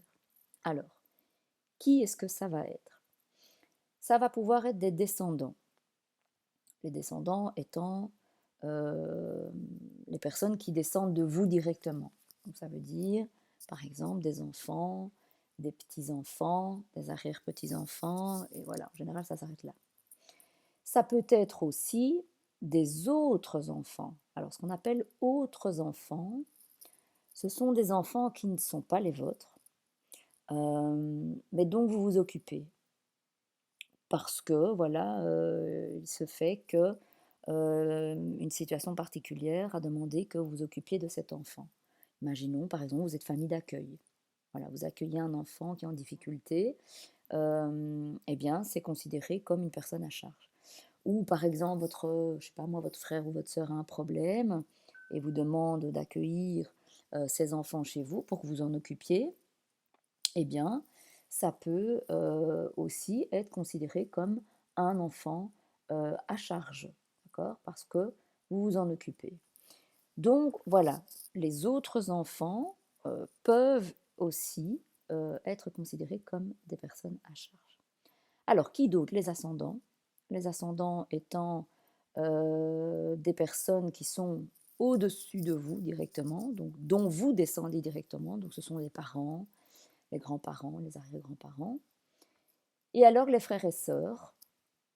Bon, ça ne demande pas d'explication. Alors, les demi-frères et les demi-sœurs sont aussi compris dans ces frères et sœurs, qu'on voit au sens large du terme.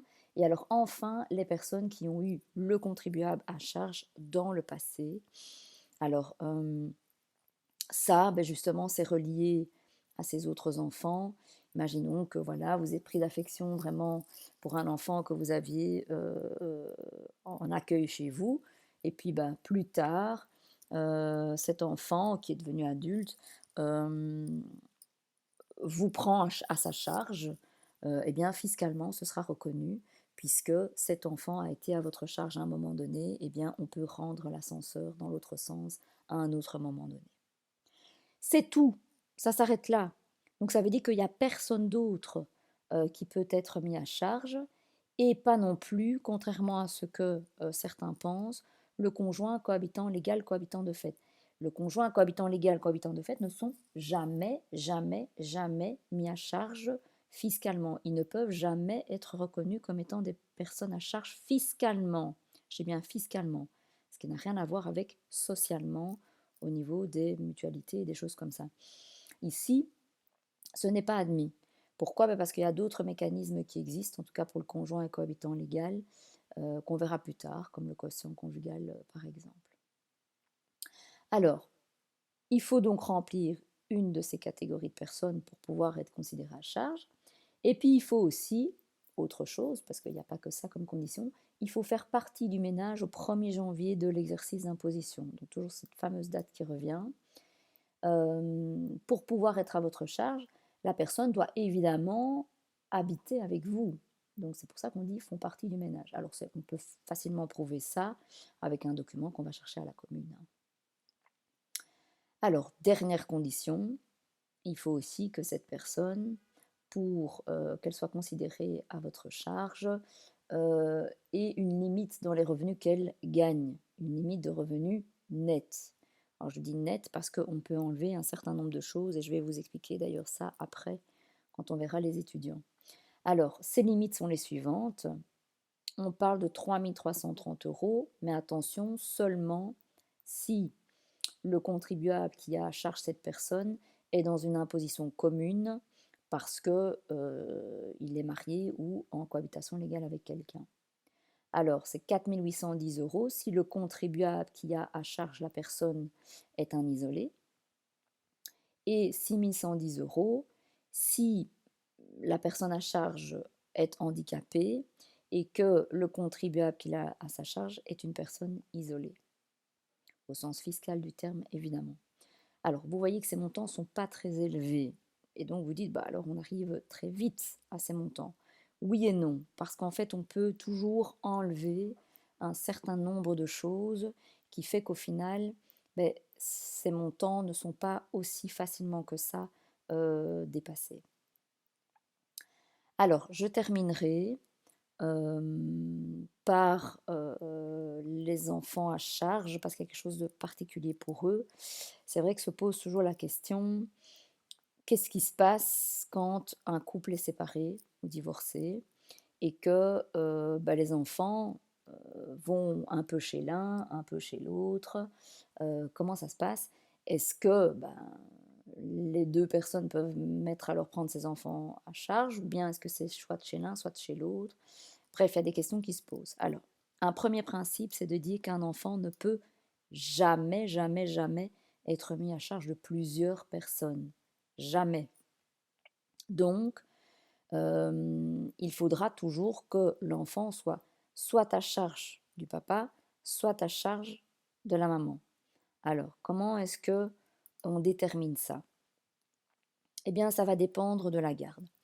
S'il y a une garde plus importante chez l'un, ben, c'est chez cette personne-là, évidemment, que les enfants seront mis à charge. Mais si les enfants sont dans une garde alternée, et c'est ce qu'on pratique beaucoup, beaucoup ces dernières années, c'est-à-dire 50-50, eh bien, si cette garde alternée a bien été décidée judiciairement ou conventionnellement, l'avantage fiscal va pouvoir être réparti entre les deux parents, même si officiellement, euh, les enfants sont à charge que de l'un et pas de l'autre, puisque officiellement, je viens de vous dire qu'on ne peut pas être à charge de plusieurs personnes.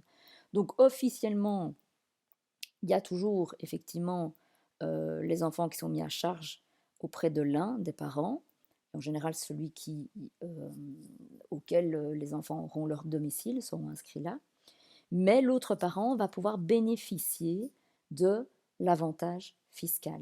Et donc ça, vous y verrez en faisant les exercices qu'il va falloir alors cocher quelque chose de particulier pour pouvoir bénéficier de ces avantages. Et alors, je termine, les familles monoparentales sont plus avantagées fiscalement qu'auparavant, et encore plus s'il y a des faibles revenus, donc en dessous de 15 630, voire jusqu'à 19 810. Mais pour ça, il faut cocher un certain code, c'est le code 1101. Et en fait, en cochant ce code, il y a des avantages un peu plus importants, comme par exemple des frais de garde qui donnent droit à avoir une réduction un petit peu plus importante.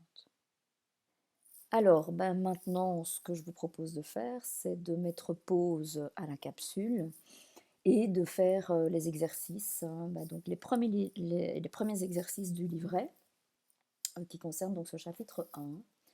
Et donc, si vous allez voir ce que je vous demande dans ce chapitre 1, dans ces exercices, il y en a 8.